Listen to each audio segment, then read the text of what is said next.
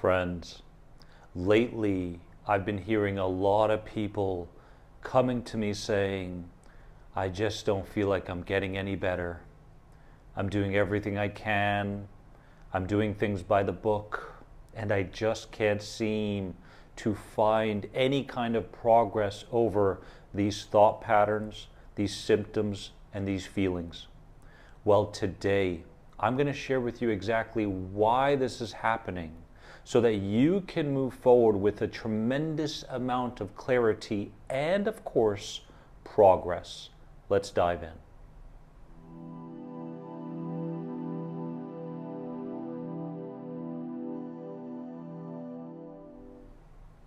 Welcome, my friends. If you haven't subscribed and hit the bell for all the notifications for my videos, please do that and support this channel. And if you'd like to learn more about my recovery programs, click here at any point in the video.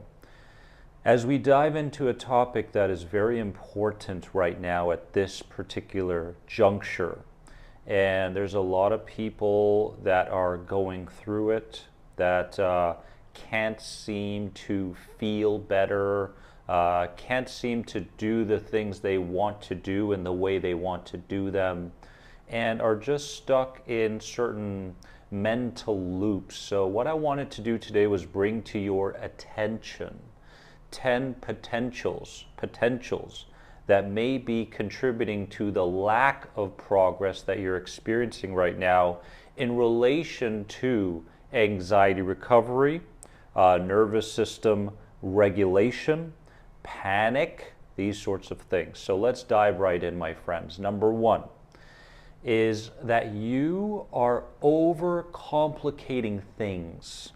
Okay, you're overcomplicating things.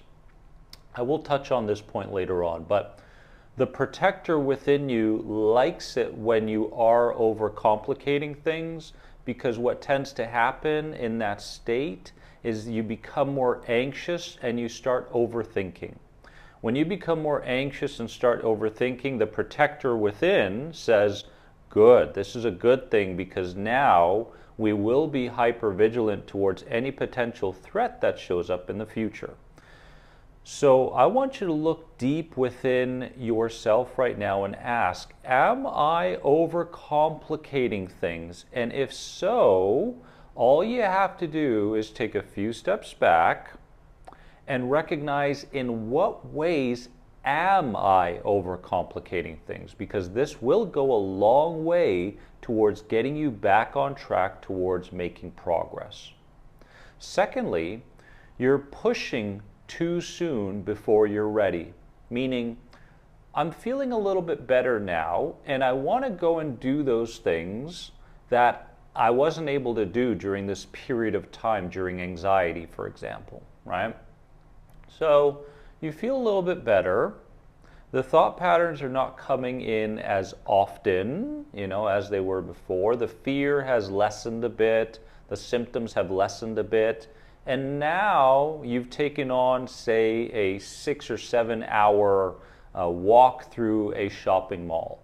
A place that is very stimulating, a place where you, again, start to compare yourself to others. And now you're going, why can't I just go through walking the shopping mall just like everybody else? And now what tends to creep in is this accumulation of fear and stress again, right? And what tends to happen after you push yourself like that is you crash. So you become more symptomatic, you experience these flare-ups, you get more tired, it contributes to your chronic fatigue. And now for the next 3, 4, 5, 6, 7 days, you're bedbound potentially, right? So you have to be very aware that you're not pushing too soon before you're ready, okay? Thirdly, you are allowing the protector's voice within you to still lead. My friends, you are not the protector, nor do you have to take directives and guidance from the protector within. The protector within is that part of you that wants you to stay in survival mode, right? That wants you to stay in a state of fight or flight, that likes things in turmoil, okay? So when that voice shows up, and it can show up as a voice, as a thought, it can show up as a feeling, it can show up as a symptom, whatever it may be. When that fear-centered voice does show up, your job is to recognize where it's coming from. And your second job is to recognize that you are no longer under the influence of the protector. The protector can be there, right? And it can stay all day if it likes. But you no longer are in a position where you are taking orders from the protector. And when you get to this point, what tends to happen is you tend to divorce yourself from that old voice, and you find yourself in a different place, sometimes an empty place. And that emptiness is actually the very place you need to get to. It's one of the stages towards getting back to your true authentic self. Fourthly, you are still trying to get to the bottom of this every single day, okay? So when I'm talking about getting to the bottom of this, you're constantly looking for answers to this, okay? What is the real label, right? What is the exact label? What is the root cause, the exact root cause that has everything to do with this?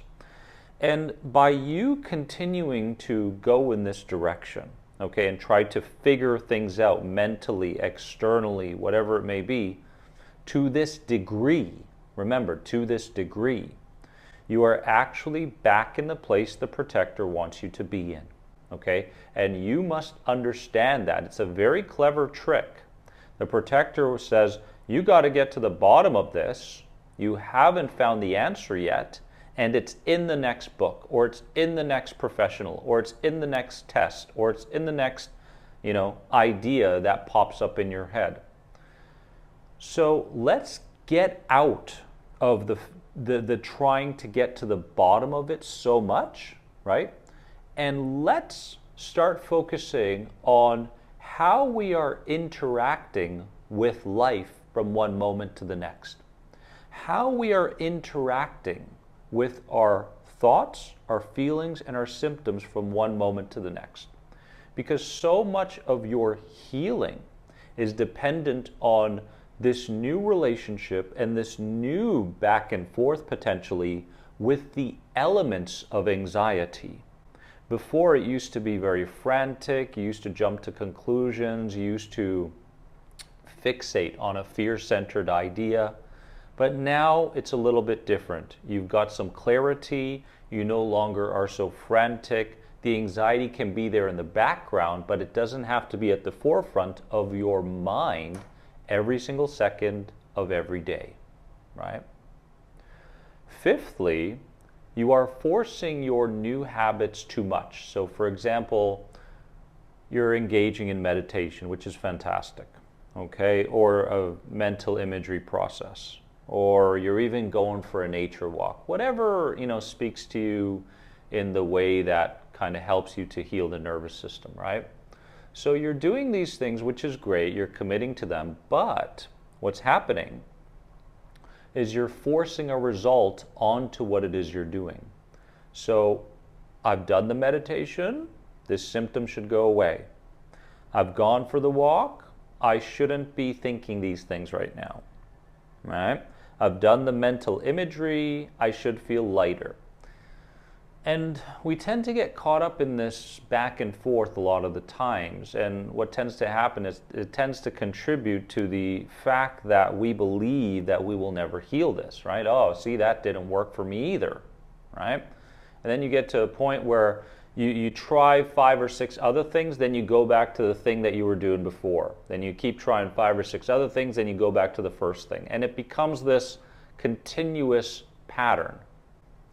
By you recognizing that you are, in fact, in the cycle of forcing a result onto the things that you're doing, you can start to go, hey, I don't need a result. There is no result. I'm going to be in the presence of what it is I'm doing. I'm going to enjoy myself as best I can, and I'm going to continue to practice a very important elements to healing, which is letting go, right? The fact that you're letting go and surrendering. Those are very important elements. Number 6, is there's a lack of gentleness towards yourself, right? So right now, it probably feels like, why am I still going through this? Why can't I figure this out? I'm doing all I can. Why does my body hate me so much? You know, these sorts of things, right? Why don't people understand what I'm going through more? There's this harsh approach to yourself rather than this gentleness, my friends, right? And for example, I'm going to take a sip of tea right now, which may, in that very moment, may or may not contribute to you staying interested in this video or not. But the truth is I'm taking this sip of tea because I am always in connection with that part of me that's afraid. And I'm trying to provide a sense of gentleness towards that part of me. Another sip.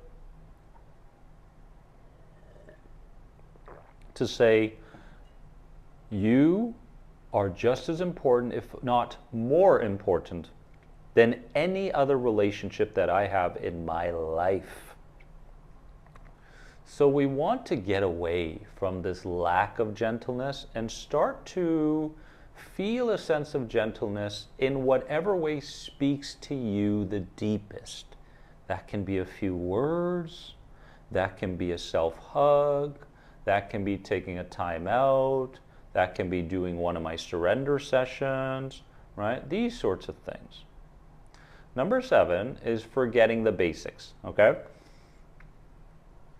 So when we're so caught up, we don't realize how important the basics are. And when we're talking about basics, we're talking about your circadian rhythm, basically your sleep-wake cycle, getting to bed at the right time, getting up at a certain time, these sorts of things. We're talking about your dietary needs, okay?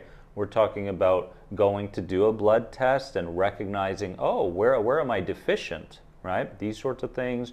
It's about working with a naturopath to see which foods are actually contributing to your well-being and which foods aren't. So it's about cleaning up the dietary aspect and maybe even breath work, right? So we need to get back to the basics rather than looking to, what do they call that in football? Throwing the Hail Mary, right? The Hail Mary, and you throw the Hail Mary and hope that, boom, you catch it, you catch the answer, and all of this just goes away, poof, in a single moment, right? So we don't want to throw Hail Marys anymore.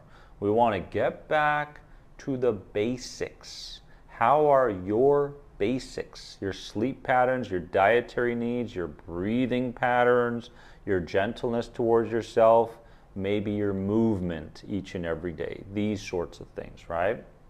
Number 8 is clinging to the old you. So maybe in your healing, you're going forward to some degree, and then you hit a plateau, right? And you're going, well, if I let go too much, or if I surrender too much, then I'll lose that part of me, that hypervigilant part of me, that has, proven well in the past, right? This sort of stuff. So there might be some kind of an unconscious desire to hold on to who you've been, and therefore you can't completely get to that place of letting go and being authentic. So a lot of this comes down to identity work, which is connected to my Inner Circle program, which you can learn more about right here. And that is all about not completely removing yourself from the old identity, but recognizing parts of that identity that no longer serve you in the present and the future, right? And embracing this unfolding process, right? We're not becoming anything new. We are literally peeling the layers of fear and getting to the root of what's always been within you, that authentic true self, right? So you may be clinging to the old you, and it's worth connecting with this idea to see if it's true for you or not, right? Is it preventing you from moving forward? Number 9 would be not allowing enough time to pass, right? So again, we've kind of touched on this, but it's taken, if you think about it, you are where you are because of not so much the big moments in your life, like the big traumas, although that could be the case. But for most people, it's about these little mini moments, right? You were a child and your toy got taken away from you. You were in your teens and you were talking to someone, and while you were talking, they turned their back on you and started walking away. There's another moment, right? You felt like you did a really good job, in your career, but your boss didn't give you the kind of attention and respect that you feel like you desired or you deserved. So it's all these micro moments that have added up to the point where you're experiencing a tremendous amount of stress and anxiety in mind and body. And now we have to go, well, if this is the case, it's going to take some time before my system adjusts to these things that I'm trying to, do for myself now, who I'm trying to be, turn into, back into. So you got to give it more time. You got to give it more time. Allow more time to pass, more time to pass, more time to pass. And when you approach it with this mindset, you're no longer going, I've done something for myself, I should have the result, right? Why are things not improving? Leave that aside, right? Which brings me to this very important number 10, which is you're still basing your progress around feelings and symptoms. If you're feeling a little bit better, then what you're doing is working. And if you're not feeling better, you're feeling worse, then what you just did doesn't work. We live in that kind of a world, right? But in truth, when you are healing, things tend to get a lot worse at the beginning until they start to get better. Because what's happening is you're proving to the subconscious body and mind that it's okay to bring things that have been suppressed up. So when you start to engage in change work, you're going to start feeling more symptoms potentially, bad feelings, an increase in these negative thought patterns, so on and so forth, right? So that's potentially true. So let's not base our progress around feelings and symptoms, but let's base it on how often you show up. Am I showing up for myself right now? Right? Am I showing up for myself as I'm driving? Because a part of me may be afraid to drive. Am I showing up for that part of me? Am I showing up for the part of me that's afraid when I put my head down and ready to go to sleep? Am I showing up? Am I showing up? Am I showing up? And what tends to happen is this becomes a pattern, a very beneficial pattern, as you continue to show up for the part of you that is still afraid to do what it is you're about to do. Okay? So let's base our progress on that. And my question to you for this video is this. Which one of these spoke to you the most? Or most likely a few of them spoke to you the most? I want you to comment below, my friends, and let me know, because I'd love to engage with you back and forth to see where you are and what's preventing you from healing. So comment below, and please share this video with someone in need, because I know that it can help a lot of people to create a lot of clarity and insight for them and to help them to become more than anxiety. I believe that is a potential for every single one of us. So please stay the course, stay loving towards yourself, and remember that you will get to that point that you deserve to get to, right? I promise you. Click here to learn more about my programs, and I'll see you soon, my friends. Have a wonderful day. Bye-bye.